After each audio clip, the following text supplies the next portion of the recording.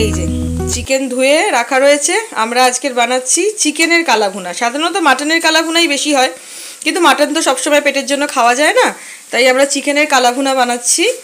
আর এবারে ম্যারিনেট করব, কিন্তু তার আগে কালাভুনা মশলাটা করতে হবে। কালাভুনার মশলায় এটা হচ্ছে গোটা ধনে, দারচিনি, এটা হচ্ছে গোলমরিচ, এখানে আছে স্টার অ্যানিস বা চক্রফুল, এটা একটা বড় এলাচ, ছোট এলাচ, এটা শুকনো লঙ্কা, জিরে, রাঁধুনি আর মৌরি।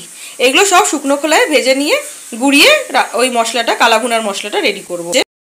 পেঁয়াজের বেরেস্তা হচ্ছে এখানে, এইটা দরকার, এইটাও ম্যারিনেশনে লাগবে। আচ্ছা, মাংসটাকে আগে চিকেনটা ম্যারিনেট করে নিই।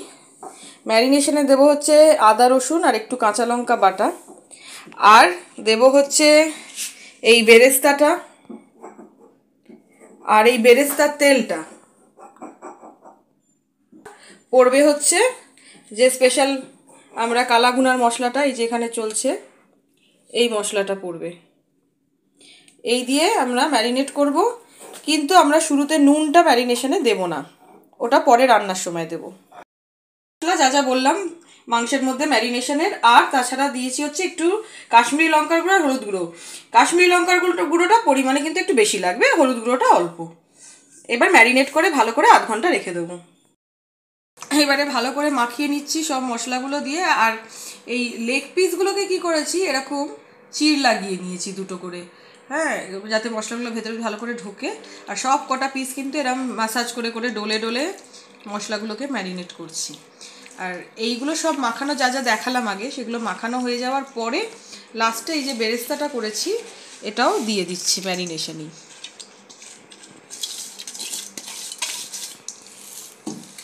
এটাও এবার মাখিয়ে রেখে দেবো আধ ঘন্টা। এবার তেলে ফোড়ন দিচ্ছি, চিকেনটা রান্না করব। ম্যারিনেশনটা প্রায় 1 ঘন্টা হয়ে গেছে। তেজপাতা দিয়েছি, শুকনো লঙ্কা দিয়েছি, আর এই আরেকটু জিরে দিয়ে দিলাম। আর এটা সর্ষের তেলে করছি, এটা সর্ষের তেলেই হয়। এখানে পেঁয়াজ কুচি দিয়ে দিলাম। আমার এখানে বড় দুটো পেঁয়াজ মতো আছে, এবার মাংসের পরিমাণ অনুযায়ী আর কি। আমি 2.5 কিলো মাংস করছি, আমি 8টা পেঁয়াজের বেরেস্তা ম্যারিনেশনে দিয়েছিলাম, এখানে আরো দুটো পেঁয়াজ কুচি দিলাম। আর এই পেঁয়াজটা খুব লাল করে ভাজলে হবে না, তাহলে কিন্তু মাংস তেতো হয়ে যাবে এই রান্নায়। এখানে পেঁয়াজটা হালকা হালকাই ভাজা হবে। এবারে আমি এখানে তেলের মধ্যে ফোড়নে দিয়েছিলাম তেজপাতা, দুটো শুকনো লঙ্কা, জিরে, আর দুটো পেঁয়াজ, বড় পেঁয়াজ কুচি। এবার পেঁয়াজটা তো মাংস অনুযায়ী হবে, আমার 2.5 কিলো মাংস হচ্ছে অনেকের, তো দুটো পেঁয়াজ কুচি করে দিয়েছি। আর বেরেস্তায় আমি 8খানা পেঁয়াজ দিয়েছিলাম। আর এই পেঁয়াজগুলো কিন্তু খুব লাল করে ভাজলে হবে না, এই পেঁয়াজগুলো হালকা হালকা ভাজা হবে। আর কয়েকটা রসুনের কোয়া, আমার 2.5 কিলো মাংসগুলো আমি একটা ছোট রসুন, পুরো একটা গোটা রসুনে যতগুলো কোয়া হয় এখানে দিয়ে দিলাম। এরকম কোয়া কোয়া রসুন দিলে চিকেনটা খুব টেস্ট হবে। ওগুলো দিয়ে দেবো। পেঁয়াজটা এই যে হালকা ভাজা হয়েছে, তারপরে এই যে ম্যারিনেট করা মাংসটা রাখা ছিল, দেখছো মাংসটা কি সুন্দর দেখতে হয়েছে, যেন অলরেডি কুকড। এই মাংসটা আমি এবার আস্তে আস্তে দিয়ে পেঁয়াজে দিয়ে কষাতে থাকবো। এই যে এবার মাংসটা পুরো দিয়ে কষাচ্ছি, অনেকক্ষণ ধরে কষাতে হবে, এটা একদম জল পড়বে না।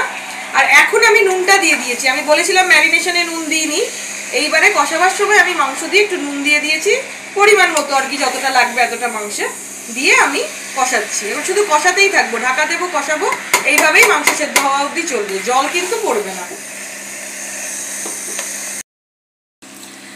এবার দেখো মাংসটা কষাতে কষাতে কিরকম জল নিজের থেকে ছেড়েছে আর তেলও ছেড়ে দিয়েছে, কিন্তু মাংসটা এখনো মানে একটু সেদ্ধ হওয়া বাকি, তাই আমি কিছুটা নেড়ে চেড়ে ঢাকা দিয়ে আবার কম আঁচে রেখে দিচ্ছি। যখন আমি কষাচ্ছি তখন আঁচটা বাড়িয়ে করছি, আবার যখন ঢাকা দিচ্ছি আঁচটা কমিয়ে দিচ্ছি। এইভাবে 2-3 বার করলেই মাংসটা পুরো রেডি হয়ে যাবে।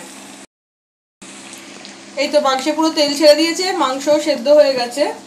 তো এইবারে লাস্টে আমি ওপর থেকে কয়েকটা কাঁচা লঙ্কা দিয়ে দিচ্ছি, একটা ভালো গন্ধ থাকবে।